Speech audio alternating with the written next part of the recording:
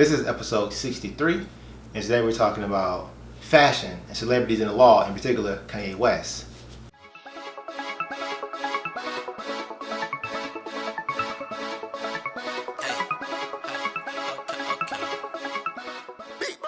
What's up, guys?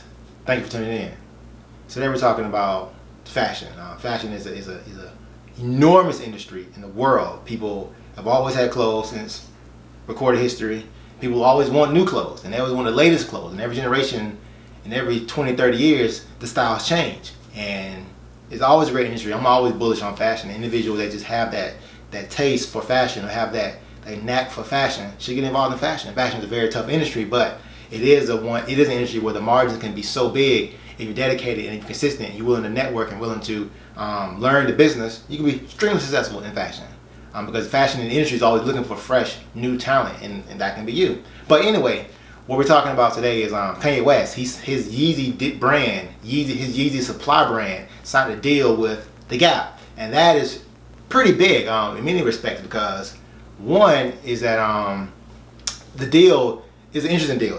He'll get paid royalties. It's a 10-year deal with the Gap, where the Yeezy supply brand will receive royalties and potentially have shares in the Gap if the sales of Yeezy Gap reaches certain targets. So the idea is that he's not just getting royalties. Oftentimes they put your name on something, they just give you royalties, but he's getting the added benefit of what they call warrants. The ability, because of when you have a public company, the difference between stocks options for public companies, the difference between stock options and stock warrants. He's gotten stock warrants. The stock warrants are what the company issues to certain people. The idea is that if the Yeezy Gap reach a certain metric, they sell maybe whatever the metric may be. But if they sell 100 million or 200 million, now he can buy Gap stocks at a certain price. And then if you reach another metric, you can buy Gap stocks at another price, and it goes on and on. So he's not just getting royalties; he also getting a percentage, the ability to be able to buy ownership into the Gap. And I think I've read reports where if he meets all the metrics, meets all the sale targets, he can actually own up to 2% of the Gap. That is pretty incredible. And we could talk about the politics of Kanye West, and how crazy he may be look, but he has some good people around him, some good lawyers, some smart people around him to actually show that we don't just want royalties, we want percentage, we want actual ownership of Gap. And I think that's pretty incredible, and something that other individuals can look at this deal, learn the legal strategies, learn the deals of when you get approached by bigger brands, how you can do it. And it's also important to know that Kanye owns 100% of the Yeezy intellectual property. He actually owns all of it, so he can license it to Adidas on a non-exclusive license, and then he still can license again to the Gap and still owns it. So he's getting royalties from Adidas as well as royalties from the Gap. It's pretty incredible what he has done. And I know he looked a little crazy, and I'm not gonna talk about Kanye West's politics. I mean, I think his politics speaks for itself. But it's important to understand the legal strategies behind what he's doing and how he can actually inspire others who want to get in the fashion industry to be able to not only make money but also protect themselves, because he can actually pass that Yeezy brand down in his to his children, to the next generation of his children. He can create a trust. He can push the Yeezy brand into a trust, and then his kids and his kids can be making money off that trust, as well as the money he's making from it. I've heard that he's a billionaire in a lot of respects. He can create a family office and put some money aside, and they can invest that money and pass it down to the heir. So these are some of the financial tactics, some of the legal strategies, some of the business strategies that individuals should learn about. It's not necessarily about just generating wealth; it's about maintaining the wealth. So you and your generations and generation after you can keep being sustainable. You don't want the next generation to have to start all over and struggle just as much as you had to struggle. So you can learn about the different strategies of trust and the different strategies of family offices and things such as that. I'll do a video on family office maybe later on, but that's an important strategy that many of the super wealthy have. They have family offices, and it doesn't necessarily mean like a business. It's the idea of the family office is that they have this money into this particular area that's managed by some of the bright minds in business, and they actually can get everybody in the family can actually make some money off of it, where they can get direct cash payments or loans from the family office or whatever it may be. Those are some of the strategies behind it. But there's plenty of opportunity for fashion. But I do want to challenge individuals that want to get into fashion to take it a step further. It's easy to find a blank shirt and print your logo on it and sell it and make money. That's fine.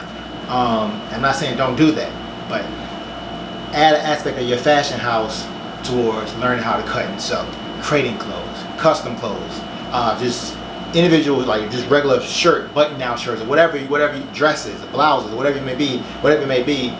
Figure out how you can take it from just printing logos on shirts to actually having a full-blown fashion house.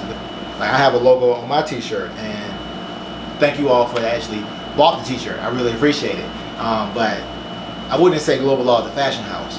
So what can separate you from someone like me is being able to cut and sew and actually make designs and different things that individuals aren't doing out there. There's a lot of space out there. I've saw some designs where individuals are doing 3D printing. They're using that as part of their outfits. They're putting onto their models. There's so much you can do in the world of fashion, and it's been affected by many industries. The internet has allowed individuals to do stores. You can do Shopify. We have things with blockchain that's going to help with minimize counterfeiting, because they can actually check and secure that it actually came from the factory to actually store that you bought it at. There's many things with fashion, and the fashion industry is growing, but that's something to be mindful of. I just take the next step, take this challenge to learn how to cut and sew. There's classes, there's videos on YouTube to teach you how to cut and sew. There's classes you can take to learn how to make purses, make whatever it may be. I mean, you can also potentially go to a factory and they'll do it for you, but the idea is that you, at least in the beginning, you want to minimize costs as much as you possibly can.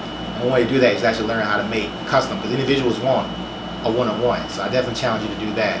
And it's important to know, as I mentioned, Kanye, he owns 100% of the Yeezy Supply brand intellectual property. And there are primarily 3 types of intellectual property. There are 5, but they're primarily 3. There's trademarks, there are copyrights, and there are patents. And at least pertaining to the Yeezy Supply brand, the Yeezy brand, he has the trademarks, as well as you can register that with the U.S. Trademarks Office, as well as he's copyrighted the Yeezy Supply logo, or whatever it may be, the actual words. He actually, pretty sure he's copyrighted that as well. If you go to his website, it's copyrighted. If he's on the videos, he's copyrighted his videos. So those are some of the things he's doing as far as, not necessarily just the trademark, but also the copyright. You can register your copyright with the U.S. Copyrights Office. So that's very, very important to understand about what he's doing. And it's also important to know that both parties benefit. The Gap benefits because Kanye has shown that he has a track record of just selling out items that he launches. He sold out Adidas sneakers. He sold out some of those Nike sneakers. So Adidas, so Gap is looking at this and say, hey, this is a guy who has his finger on the pulse, his finger on the on culture, particularly when it comes to fashion. Let's work with him, because any brand that we launch together with him, there's a high chance that it may get sold out, and we want to make money. So the idea is that while he may be volatile, that comes with Kanye West. What makes him a genius in all these different areas is his belief in himself. I mean, he started out in Chicago. He wanted to be a producer. Now he's a producer at Rockefeller in New York. He wanted to be a rapper. He was rapping. He wanted to get into fashion. He got into fashion, and now he may be running for president. And I don't know how successful he's gonna be running for president. But the idea is that his belief is some of the things we can learn from. Is the unwavering belief in ourselves and our ideas, that we can take our dreams and make them a reality. And he's done that consistently throughout his life in many respects. So we have to applaud him on that respect, even if there's an aspect of him that may be something that we don't necessarily consider favorable or even sensible in many respects. So that's important with that. So what else? Oh, and also Kanye, he benefits. So Gap benefits because they get this guy who understands culture, who understands consumer behavior, who can make things sell out. He has a history of selling things out at Nike and Adidas, both major Fortune 500 companies. And Kanye benefits because he gets the Gap factories. Because a lot of times when artists are fashion designers starting out, their clothing are so much more expensive because they don't get the what they call economies of scale. They don't have the factories that can produce things in high numbers for very, very cheap. And Kanye can do that with the factories. He don't necessarily own the factories, so he can license his brand into a partnership with Gap, as well as he can potentially reach a new demographic, because everyone can't afford $200-300 sneakers or $200-300 items. But with the Gap, from my understanding, it's supposed to be consumer price conscious. So the idea is that these will be affordable clothing for the general body of people. So that idea is that average person can potentially own something that's considered cool and catchy and fly. But that's all I really wanted to talk about. I want to talk about that deal and how it's not just important that he's partnering with them, and not aspect that he's just getting royalties, because you see a lot of that is common when they license your brand to give you royalties off of that. But he also has the ability to actually own up to, I've read reports, up to 2% of the Gap, and that's incredible how a guy from from Chicago. His mom was a teacher, and now he's a billionaire walking with some of the most powerful people in the world. He has phone calls to some of the most powerful people in the world. So that's all I want to talk about. But we talked about a lot. We talked about, to recap what we talked about the Kanye West deal, his ability to have royalties and also be able to stock warrants. Now, stock warrants and stock options are different for public companies. Stock options, anyone can buy an option to Gap. Think it's gonna go up, think it'll go down. Anyone can do it. But they have a stock warrant. The Gap company has to issue that to an individual or to a company. So that's one of the main big differences between stock options and stock warrants. And stock warrants, you have to report that to the SEC. But stock options, you typically don't. Generally speaking, for most stock options, you don't.